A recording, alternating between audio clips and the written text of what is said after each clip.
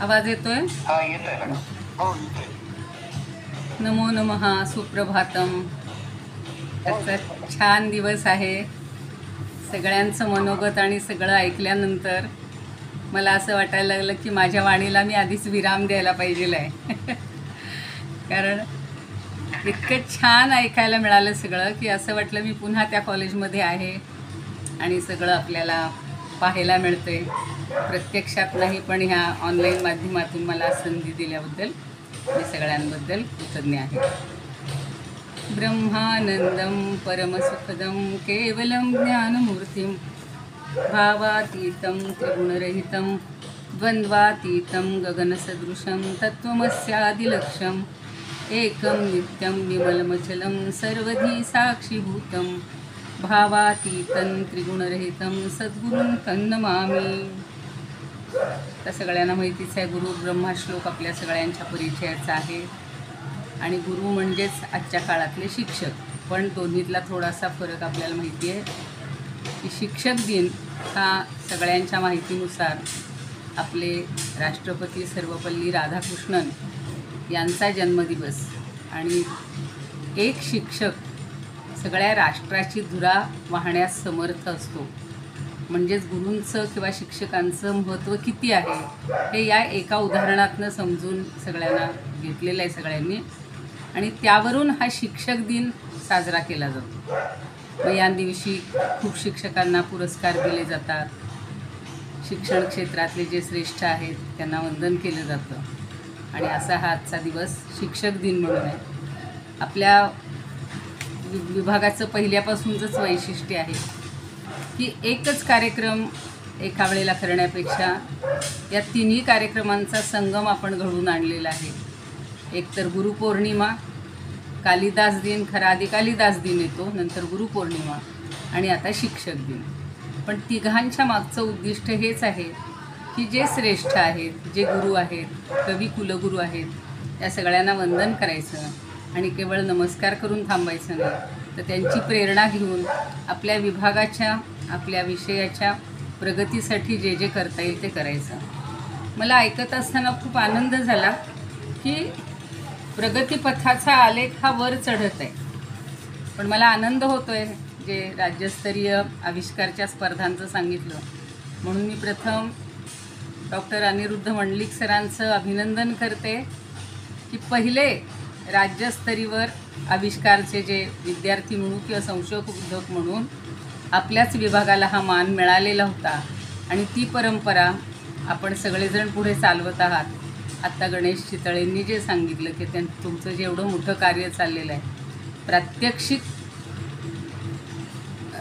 स्तरावर, म्हणजे तुम्ही ते प्रत्यक्ष जाऊन पाहणी करून सगळ्या ज्या पूर्वीच्या ह्या वास्तू आहेत त्यांचा अभ्यास करून असंही कार्य चाललेलं आहे. आणि म्हणून सगळ्यांनी ज्यांनी सहभाग घेतलेला आहे त्या सगळ्यांचं संशोधनात्मक कार्य छान चाललेलं आहे. केवळ संशोधनात्मकच नाही तर अभ्यासाच्या, म्हणजे ज्या ज्या पदव्या आहेत त्यांच्या स्तरावरही आपण सगळे श्रेष्ठ आहात. म्हणून जे जे ज्या स्तरावर किंवा पदवीसाठी प्रथम आले असतील, नामांकन मिळालं असेल, तर आपल्या सर्वांचं प्रथम मी अभिनंदन करते. मला ही अभिनंदन करण्याची संधी मंडलिक सरांनी दिली.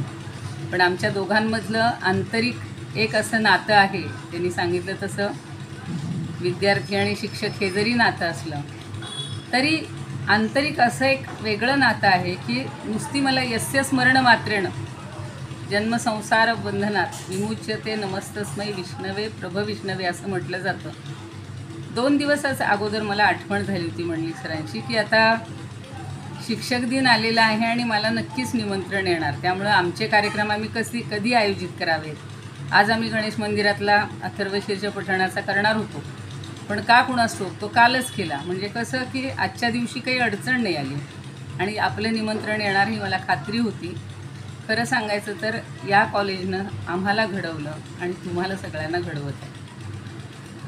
शिक्षक म्हणूनही किंवा गुरु म्हणूनही चांगली संधी, संशोधक म्हणून चांगली संधी या महाविद्यालयानं मला दिलेली आहे, या विद्यापीठानं दिलेली आहे. आणि तसंच सगळे आपले विद्यार्थी व्हावेत म्हणून आत्ताचे सुद्धा सगळे गुरु तुमचे म्हणजे Mandlik sir, Bangar sir, Bhagat sir हे सुद्धा प्रयत्नशील आहेत. तर मी प्रथम त्या सर्व गुरूंचं अभिनंदन करते, त्यांनाही वंदन करते तशा अर्थानं. कारण गुरुणाम गुरु जरी असले तरीसुद्धा गुरु हे पदवीला आणि नमस्काराला हेच असतात. आणि तुम्ही सगळे शिक्षकांचे लाडके शिष्य अर्थात माझे एकलव्यासारखे समजूया की मागून कुठेतरी माझी आराधना एक पूर्वीचे शिक्षक म्हणून तुम्ही करत आहात, मान देत आहात. तर तुमच्या सगळ्यांचे पुन्हा एकदा अभिनंदन आणि कौतुक करते. सहज माझ्या मनात आलं होतं की आता हा गुरु पौर्णिमेचा जास्त महत्त्वाचा दिवस असतो. पूर्वीच्या काळी गुरु आणि शिष्य ही परंपरा तुम्ही रघुवंशातली रघु आणि कौत्साची किंवा वरतंतु ऋषींची ही गोष्ट ऐकलीच असेल की अहो गुरु आणि अहो शिष्य अशा प्रकारचं की अहो दाता अहो याचकः असा एक आम्ही पाठ त्यावेळेला ठेवला होता वर्गामध्ये, पेशवाईच्या किंवा कुठल्या तरी वर्गावर. आणि त्याच्यातनं प्रत्येक संस्कृतच्या काव्य वाङ्मयातून काहीतरी एक मोठा आदर्श घालून दिला जातो. तसं कालिदास म्हणून श्रेष्ठ ठरला. कवी कुलगुरू कालिदास हा कवींच्यामध्ये श्रेष्ठ असा कालिदास ठरला. म्हणून त्याचा केवळ दिन न साजरा करता त्याच्या ह्या वाङ्मयातलं सगळं जे काही सार सर्वस्व आहे, जे ज्ञान आहे ते आपण घेण्याचा प्रयत्न करत असतो. गुरुबद्दल तर सांगितलं की गुरु हे सर्वश्रेष्ठ आहेत, आपल्या जीवनाला आधार देणारे आहेत, आकार देणारे आहेत, अमर्याद ज्ञान देऊन आपलं सगळं अस्तित्व घडवणारे असे शिक्षक, असे गुरुवर्य. म्हणून गुरुविण न मिळे ज्ञान, ज्ञानाविण न होई जगी सन्मान. जीवन भवसागर तरावया, चला बंधू गुरुराया, असं आज छान एक पद आलेलं आहे. आणि माझ्या आवडीचं मुख्य म्हणजे गुरुवष्टकातलं एक पद, एक चरण किंवा एक श्लोक एका ह्या लाडक्या विद्यार्थ्यानं म्हटला, म्हणून त्याचंही कौतुक करते की गुरूंशिवाय आपल्याला तरणोपाय नाही. अगदी समर्थांनी ज्ञानदेवांनी गुरूंबद्दल किंवा सगळ्याच संतांनी गुरूंबद्दल एवढं भरभरून दिलेलं आहे की असं 10 मिनटात 15 मिनटात गुरूंचं वर्णन आपण करूच शकत नाही. पण तरीसुद्धा मला माझे सगळे आयुष्यातले गुरु आठवतात की आम्हालासुद्धा संशोधनापर्यंत ज्या मला डॉक्टर शैलजा बापट गुरुपौर्णिमे दिवशी माझ्या मनात होतं त्यांना फोन करावं, तर त्यांचाच मला फोन आला. म्हणजे ही आंतरिक अशी हे जुळत असते, नाती जुळत असतात. तसंच मंडलिक सरांना माझी बरोबर आठवण आली, मला त्यांची बरोबर आली. सगळे नवीन नवीन विद्यार्थीसुद्धा जेव्हा गुरूंच्या ठिकाणी आपण चरणी लीन असू तेव्हा आपलं काय म्हणूया जीवन उजळून जात असतं. व्यासपौर्णिमाही तिला म्हटलं जातं आणि व्यासांनी तर एवढं मोठं कार्य केलेलं आहे. व्यासोच्छिष्टम जगत सर्वम, किंवा आपण नेहमी त्यांची प्रार्थना म्हणतो, नमोस्तुते व्यास विशाल बुद्धे उल्लारविंदाय तवत्र नेत्र येन त्वया भारत तैलपूर्णः प्रज्वालितो ज्ञानमय प्रदीप. अशा त्या व्यासांना पण वंदन करूया. आणि आपल्याला सगळं संस्कृतमधलं वाङ्मय माहितीच आहे, पण ज्ञानदेवांनी जे कार्य केलेलं आहे त्याला तोड नाही आहे. आणि त्याच्यामध्ये त्यांनी 13व्या अध्यायामध्ये जो आचार्योपासनम एवढा एक शब्द आहे, आचार्यांची उपासना, एका शब्दावर त्यांनी 80 ओव्या रचलेले. आणि मागच्या वेळेला मी त्याचा थोडासा धावता आढावा घेतला होता. आता आम्ही शिकवतोय अमृतानुभव किंवा अनुभवामृत, आणि त्याच्यामध्ये त्यांनी एक पूर्ण प्रकरण घेतलेलं आहे सद्गुरु स्तवन नावाचं. आणि ते आम्हाला इतकं आवडले. पण तुम्हाला सांगायला मला आनंद होतो आहे की संस्कृतचे विद्वान, संस्कृत ही भाषा कशी अखंड पुढे तिचा प्रवाह अखंड ते झरझर पुढे चाललेला आहे. त्याचं उदाहरण म्हणजे एक द.ना. जोशी म्हणून होते. आपल्या जेव्हा इंटरनॅशनल कॉन्फरन्स झाल्या त्यावेळेला त्यांनी गीर्वाण ज्ञानेश्वरी हा ग्रंथ मला भेट दिलेला होता. तुम्हाला हवा असेल तर तो मी दाखवीन एक क्षणभरात. आणि आता अमृतानुभव शिकवते तर त्यांनी मला गीर्वाण अनुभव पण हा ग्रंथ दिलेला होता. म्हणजे आपल्या सगळ्या संस्कृत विद्वानांनी फक्त मराठीतलंच वाङ्मय किंवा जे श्रेष्ठ वाङ्मय आहे ते फक्त पाहिलेलं नाही, अभ्यासलेलं नाही, तर त्याचं संस्कृतमय केलेलं आहे. आणि म्हणून मला जास्त अभिमान वाटतो की आपली संस्कृत ही भाषा सगळ्या जगाची गुरु म्हणून आहे, सगळ्यांना मान देणारी आहे आणि सगळ्यांना सामावून घेणारी आहे. तर सद्गुरू स्तवनातले एक 2-3 मुद्दे, खरं सगळ्याच ओव्या इतक्या छान आहेत, पण अगदी आता वेळ कमी आहे, 15 मिनटात बोलायचं होतं, तुम्ही म्हणाल तेव्हा थांबायचं आहे, नाहीतर हे संपून जाईल. तर सद्गुरू कसा आहे हो, तर त्यांनी एक छान उपमा दिलेली आहे. सद्गुरू हा वसंत ऋतूसारखा आहे.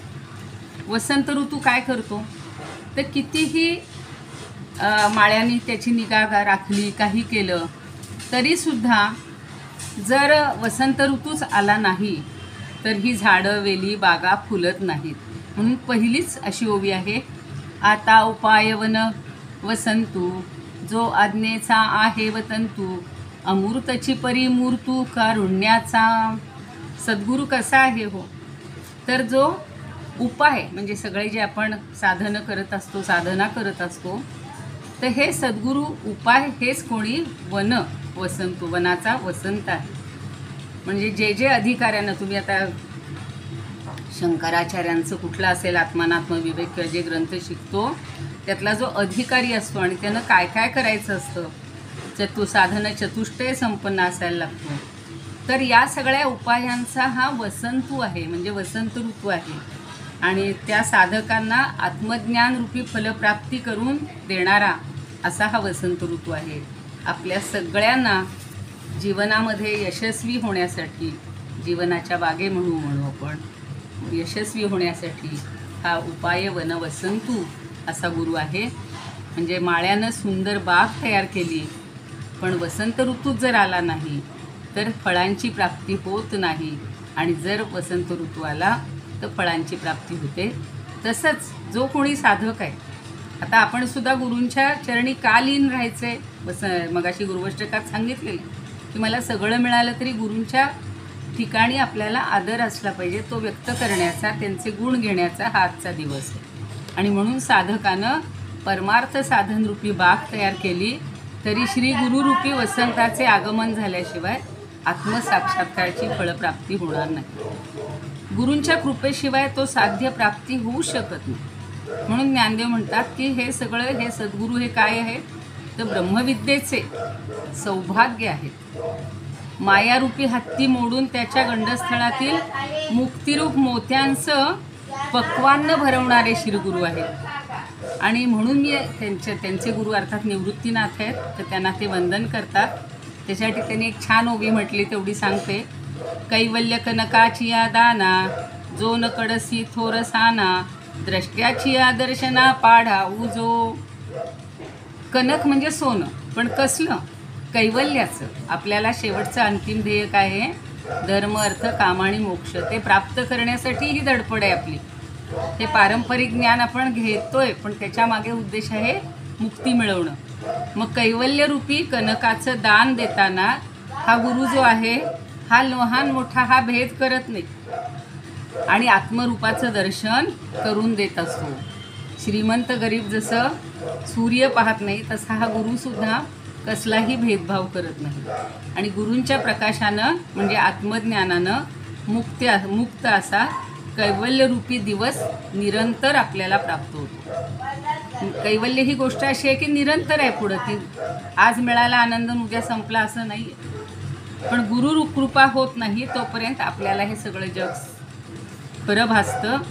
आणि गुरूंची भेट झाल्यानंतर सगळी नानात्वाची एकरूपानं प्रचिती येते. हे जे नश्वर जग आहे हे आपल्याला समजायला लागतं आणि मग परमात्म्याची प्राप्ती होते.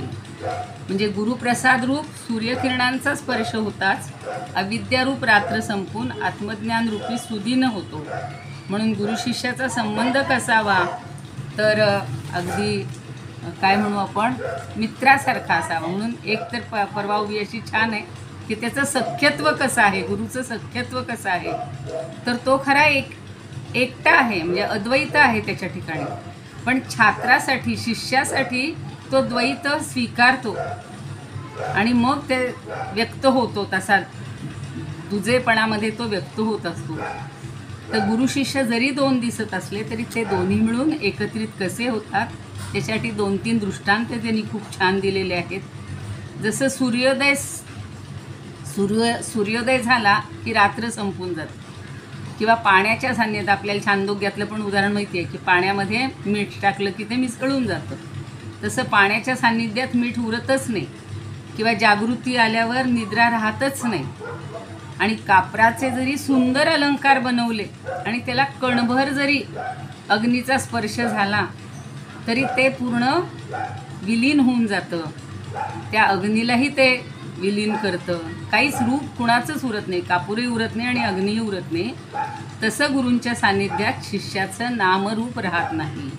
आणि गुरूंच्या सान्निध्यानं जसं आरशात आपण प्रतिबिंब म्हणजे आकाशाच्या आरशात प्रतिबिंब पडत नाही, तसं श्रीगुरू नमस्काराला वंद्य होत नाही. श्रीगुरूंना काहीच नको आहे. आताचे सुद्धा शिक्षक तसेच आहेत, तुमच्याकडून कुठलीही अपेक्षा करत नाही आहेत. मग कापूर आणि अग्नी यांची परस्पर भेट होतात. जसं दोघंही नाहीसे होतात, तसं श्रीगुरूला पाहतो न पाहतो तोच हे सगळे द्वैत संपतं. खूप गुरु म्हणजे त्यांनी असं म्हणलेलं आहे की ज्ञानदेव म्हणे श्रीगुरु प्रणामे येणे फेडिली वाचारुणे चौही वाचांची. ते पुढचं एक वाचारुच ऋण नावाचं प्रकरण आहे, त्याच्यात ते सांगतात. मी आता एखादी फक्त गिरवाण अनुभवातली हे सांगते तुम्हाला. आत्ता पहिल्यावरची ओवी. अधुनोपाय विपिने वसंतो अधुनोपाय विपिने वसंतो यो विराजते सौभाग्यतंतुर्विद्याया मूर्तिमान करुणा रसहा. आणि त्याचं स्वरूपानंदांनी छान केले. आता उपाय वनवसंतू जो आज्ञेचा आहेच तंतू अमूर्तची मूर्तू कारुण्याचा. गुरु म्हणजे कारुण्याचा असा रस आहे, कारुण्याची मूर्ती आहे. आणि म्हणून तुम्ही सगळेजण भाग्यवान आहात, तुम्हाला चांगले गुरु मिळालेले आहेत. किती सांगावं त्यांचं कौतुक. मंडलिक सरांनी खूप छान हा विभाग पुढं चालू ठेवला आहे. भगत सरही त्यांना चांगले लाभ दिले आहेत. बांगर सरांबद्दल तर काय, त्यांचा तो उत्साह खूप असतो. आणि म्हणून या सगळ्या आत्ताच्या गुरूंना वंदन करूया. आमचेही जे अगोदरचे गुरु होते त्यांना वंदन करूया. आणि आपल्याला दैनंदिन जीवनात जसं भौतिक सुख, भौतिक समृद्धी मिळायला पाहिजे, त्याबरोबरच आपल्या संस्कृत सगळ्या वाङ्मयामध्ये वेदापासून सगळी शास्त्र आहेत, सगळी पुराण आहेत, सगळे जे काही नवीन कालिदासाचे म्हणजे सगळ्या कवींचे अभिजात वाङ्मय आहे, या सगळ्यामध्ये मोक्ष किंवा कैवल्य हे जास्त मानलेलं आहे की आपल्याला चिरंतन आनंद. अगदी कौटिल्यानं सुद्धा तेच सांगितलेलं आहे की प्रदीप हा सर्व विद्यानाम. ही अध्यात्मविद्या कशी आहे, सगळ्या विद्यांचा प्रदीप आहे आणि तीच आपल्याला नेहमी आनंद देणारी आहे. तर तिची आपण जोपासना करूयात. मला जास्त वेळ लागला असेल तर क्षमस्व. खरं म्हणजे खूप काही सांगता येण्यासारखं आहे, पण इतक्या थोड्या वेळात कसं सांगायचं ही जरा शिक्षकांची कसरत किंवा परीक्षा असते. पण अमृतानुभवचा तुम्हाला फक्त परिचय करून दिलेला आहे. कधीतरी वेळ होईल तेव्हा अवश्य ऐका, वाचा. आता त्यांच्या यूट्यूबवरही काही हे असतात, म्हणून आपण फक्त कालिदासांची एका ओळीमध्ये प्रार्थना करूया. जय जय जय कालिदास जय महाकवे. जय जय जय कालिदास जय महाकवे. कविकुलगुरु पदललितं कविकुलगुरु पदकलितं वामहं स्तुवे. जय जय जय कालिदास जय महाकवे. आणि व्यासांची केली प्रार्थना. मला ज्ञानदेवांचं सुद्धा कौतुक वाटतं की ते खरे आपले सगळ्यांचे गुरु आहेत. त्यांनी सगळं वाङ्मय असं आपल्या ह्याच्यामध्ये आणलेलं आहे, म्हणून त्यांच्याबद्दल एक कडवं म्हणते आणि थांबते. इदमुपकर्तुं भुवनमण्डलं समुदितमिव भास्करं सादरं वन्दे ज्ञानेश्वरं. त्रिभुवनमाता भगवद्गीता लोकमंगला लोकविश्रुता लोकहितं संततं ध्यायता. येन ज्ञानेश्वरी विरचिता श्रुत्वा प्राकृतगिरं सादरं वन्दे ज्ञानेश्वरं. सादरं वन्दे ज्ञानेश्वरं. सादरं वंदे ज्ञानेश्वरम्. आणि ही संस्कृत गंगा अशीच वाहत राहू द्या. प्रवहतात संस्कृत मंदाकिनी, प्रवहतात संस्कृत मंदाकिनी. अज्ञाता यस्या गंगोत्री इतिहासस्य न यत्रास्ति गतिः. परिणतं फलम् अनादिश्रुतिः. यत्प्रसवसा भारतवाणी. प्रवहतात संस्कृतमन्दाकिनी, प्रवहतात संस्कृतमन्दाकिनी. इयमस्माकं धर्मभारती राष्ट्रैक्यस्य च महती स्फूर्तिः. विना संस्कृतं नैव संस्कृतिः. इह परत्र कल्याणकारिणी. प्रवहतात संस्कृतमन्दाकिनी, प्रवहतात संस्कृतमन्दाकिनी, प्रवहतात संस्कृतमन्दाकिनी. धन्यवाद. एक विश्वामित्र आणि वसिष्ठांचा थोडा प्रसंग मला सांगायचा होता, पण माझ्या डोक्यातनं निघून गेला. आता पुन्हा कधीतरी भेटू. चालेल, सांगा मॅडम. काय अडचण? सांगू का काय झालं. सांगा. गुरूंचं किंवा सज्जनांचं आपल्याला काय म्हणूया सहवास किती मोलाचा असतो असं सांगणारा तो प्रसंग आहे. विश्वामित्र आणि काय म्हणू आपण वसिष्ठ हे दोघंही श्रेष्ठ आहेत, पण त्या दोघांमध्ये असे थोडेसा वाद होतो. आणि ते म्हणतात की साधू संग श्रेष्ठ का तपश्चर्या श्रेष्ठ. आता आपण तपश्चर्या करत असतो प्रत्येक कार्यासाठी, पण त्याच्याबरोबर आपल्याला साधू सज्जनांची संगत ही जास्त आवश्यकता असते. मग त्या दोघांचा वाद मिटवण्यासाठी ते शेषाकडे जातात आणि शेषाला विचारतात की साधू संग श्रेष्ठ की तपश्चर्या श्रेष्ठ. तर तो सांगतो माझ्या डोक्यावर एवढं पृथ्वीचा भार आहे आणि तो जर तुम्ही क्षणभर कोणीतरी स्वीकारला तर मी त्याचं उत्तर देतो. जसं त्या दुर्योधनाला होतं तसंच विश्वामित्रानं होतं. पहिल्यांदा आपणच सांगूया म्हणून ते म्हणतात की माझी सगळी तपश्चर्या आहे भूमाते, मी तुला देतो आणि तू मला योग्य ते उत्तर दे. तर पृथ्वीमाता काही उत्तर देऊ शकत नाही, उलट ती जास्त डगमगायला लागली आणि खाली खचायला लागली. म्हणजे तपश्चर्या तशी उपयोगाची नाही असं त्यातनं आपल्याला समजतं. मग वसिष्ठ मुनी काय म्हणतात, ते म्हणतात हे माते, माझ्यातला अर्धा साधू समागम मी तुला देतो, अर्धा साधू संगम मी तुला देतो, त्याचं जे पुण्य फळ आहे ते मी तुला देतो. आणि लगेच ती पृथ्वी स्थिर झालेली आहे आणि तिला आनंद झालेला आहे, तिनं ते स्वीकारलेलं आहे. याच्यावरून आपल्या लक्षात येतं की नुसती तपश्चर्या करून उपयोग नाही, तर सज्जनांच्या संगतीत राहायला पाहिजे. आणि म्हणून आपल्याला संस्कृतमध्ये ही सज्जनांची संगत, जिथे जाल तिथे संस्कृतचे लोक अत्यंत सज्जनच असतात, चांगलं आचरण असतं. आणि म्हणून हे सुद्धा म्हणतात, समर्थसुद्धा म्हणतात की क्रियेविण वाचाळता व्यर्थ आहे. नुसतं बोलण्यापेक्षा कृती करणं आवश्यक आहे आणि ते तुम्ही विद्यार्थी आणि शिक्षक छान करत आहात, सज्जनांच्या संगतीत राहत आहात. त्यामुळं तपश्चर्येबरोबरच चांगली आपल्याला संगत मिळावी.